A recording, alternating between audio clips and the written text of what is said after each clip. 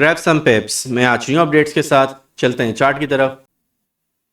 आज के एनालिसिस करने से पहले देखते हैं कल हमने क्या एनालिसिस किए थे और उसके हिसाब से मार्केट हमारी एरिया में आई है और हमें कोई सेटअप दिया कल के दिन।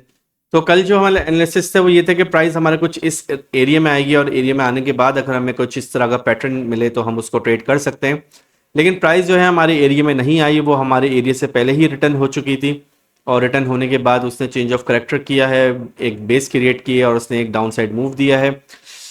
जब प्राइस इस एरिया में रेंज कर रही थी तो मैंने लाइव इसमें हमने डिस्कस किया है, यहाँ से हमने एक बाई की ट्रेड भी प्लान की हुई थी और उस बाई की ट्रेड लेने से पहले पहले ही हम उस ट्रेड को कैंसिल कर चुके थे और उसका रीज़न ये था कि प्राइस ने ब्रेकआउट कर दिया था और हमारे पास एक रेंज मिली थी जिसको हमने लाइव पूरा डिस्कस किया है। ये मैंने ऑलरेडी हाईलाइट किया हुआ है। तो इसकी बेसिस पे हमें एक समझ में आया था कि ये हमारा जो पैटर्न है वो नहीं चलेगा, तो हम जो एक एसएल से हम बच गए थे। इसको मैं आपको M15 में भी दिखाता हूँ। ये देखिए, जूम इन करता हूँ मैं। ये देखिए, M15 में हम इस जगह पे थे। ये देखिए, एक हमें सिंगल कैंडल में मिल रही, ये तो सॉरी, ये हमारा पूरा एरिया था। ये इसका मैं कलर चेंज कर देता हूँ ताकि हम इसको ईजिली देख सकें। तो ये एक देखें, बिग कैंडल थी और इसका जो है एक ब्रेकआउट हुआ था। ब्रेकआउट होने के बाद हम एक ट्रेड, हम इससे एग्जिट होता है। यहाँ पे एक हम सेल की अपॉर्चुनिटी M5 में प्लान कर रहे थे। तो अपडेट्स लेने के लिए और हम किस तरह ट्रेड को प्लान करते हैं, किस तरह अपने एसएल को सेव करते हैं, उसके लिए आप वो लाइव वीडियो देख सकते हैं। इसके अलावा ये जो एरिया है, मुझसे व्यूअर्स पूछ रहे थे टेलीग्राम मैसेज पे कि आप ये एरिया किस तरह फाइंड करते हैं। देखें, इसके पीछे तो पूरी एक स्टडी है कि हमें पहले एक कैलकुलेशंस करते हैं, उसके बाद जो है ये एरिया निकलता है और उस एरिया में आने के बाद हमें सेल मिलती है। कल के दिन में ये हुआ कि प्राइस उससे पहले ही रिटर्न हो गई, लेकिन आप एनालिसिस देखें कि हमने एरिया निकाला था सेल का, तो प्राइस ने कितना अच्छा हमें सेल का मूव दिया है। इसी तरह आप अगर जीपी में और यूरोप में भी देखेंगे तो सेम उसमें भी। तो ये जो कैलकुलेशंस होती हैं, इससे हमें एक्चुअली मार्केट का एक मूव जो होता है वो पहले से पता चल जाता है कि वो क्या मूव देने वाली है। फिर उस एरिया में आके जो है हम जिस स्ट्रेटजी पे भी काम कर रहे हैं उससे जो है एक रिवर्सल रिटर्न एक बहुत अच्छा हम पिक कर सकते हैं। बाकी अगर आपको ये प्रोसेस सीखना हो तो आप मुझसे कांटेक्ट कर सकते हैं। मेरे टेलीग्राम ग्रुप के ऊपर आप मुझे मैसेज कर सकते हैं, तो मैं आपको ये स्टेप बाय स्टेप प्रोसेस और ये एरिया किस तरह निकालते हैं, एरिया निकालने के बाद जब प्राइस यहाँ पर आती है तो हम कन्फर्मेशंस कैसे लेते हैं, ट्रेड प्लेस करने के बाद कौन कौन सी चीज़ें उसमें देखनी होती हैं जिससे हमारा एसएल हंटिंग जो होती है वो हमारी मिनिमाइज हो जाती है और हम एक अच्छा प्रॉफिट को बुक कर सकते हैं। तो ये प्रोसेस अगर आपको सीखना हो तो आप मुझसे कांटेक्ट कर सकते हैं। चलते हैं आज के चार्ट की तरफ। कल का मूव हमने देखा कितना अच्छा मूव था, हमारे एरिया से थोड़ा सा पहले से मूव हुआ लेकिन बहुत अच्छा मूव था। और आज देखते हैं प्राइस क्या हमें अपॉर्चुनिटीज़ दे सकती है।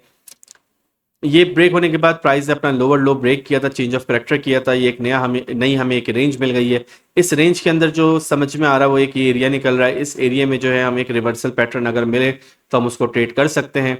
यहाँ पे जो है ये एक सपोर्ट एरिया भी है जिसको प्राइस ने ब्रेक किया था। तो यहाँ से बाउंस करके हमें यहाँ पे इस एरिया में एक रिट्रेसमेंट मिल सकती है, इसको हम देख सकते हैं। और इस एरिया में हम कुछ एविडेंस भी देख सकते हैं। अगर हमें यहाँ पे कुछ इस तरह क्लियर पैटर्न में अगर हम उसको ट्रेड करेंगे, यहाँ पे जो है लिक्विडिटीज़ को अगर हम मार्क करें तो लिक्विडिटीज़ को हम इस वाली लाइन से मार्क कर देते हैं। ये हम लिक्विडिटीज़ को मार्क करें तो यहाँ पे लिक्विडिटीज़ भी हैं, इसका ग्रैब होने का हम वेट कर सकते हैं। इसी तरह जो है मल्टीपल लिक्विडिटीज़ जो है यहाँ पे अवेलेबल हैं, तो इसका वेट करते हैं। देखिए, प्राइस जब मार्केट जब चल रही होती है तो हमें एक अच्छी अपॉर्चुनिटी समझ में कब आती है, जब प्राइस लिक्विडिटी ग्रैब करती है।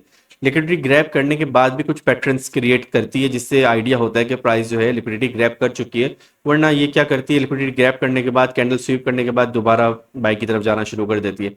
और हम यहाँ पे एक सेल की एंट्री जो थी उसमें एंटर थे, तो वो मैंने यहाँ पे प्लेस नहीं की थी क्योंकि लाइव मार्केट में सेल की एंट्री देना ऐसा होता है कि लोग उसको फॉलो करते हैं और फिर वो हम जो है यहाँ पे सिग्नल्स नहीं देते कि हम समझ सकेंगे ट्रेडिंग जो है वो किस तरह करते हैं। और उसको जितना कॉम्प्लिकेटेड बनाया हुआ है, ये इतनी कॉम्प्लिकेटेड नहीं है, ये सिंपल है। इसमें हम रेंजेस मार्क करते हैं, रेंजेस मार्क करने के बाद प्राइस का वेट करते हैं, वेट करने के बाद हमारे एरिया में आने के बाद पैटर्न्स क्रिएट होता है और वहाँ से आप अपना प्रॉफिट को बुक करें और मार्केट से आउट हो जाएं।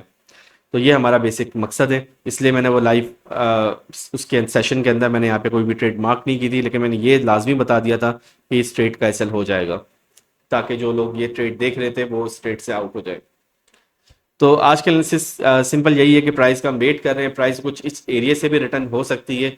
इसकी मुझे यहाँ से, क्योंकि यहाँ पे इस जो पैटर्न क्रिएट किया हुआ ये इस तरह का पैटर्न है कि यहाँ से एक आपको डाउन साइड फोर्स मिल सकती है।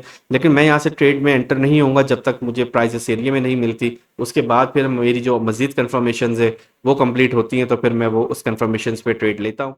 अब तक के लिए इतना ही, मिलते हैं नेक्स्ट वीडियो में।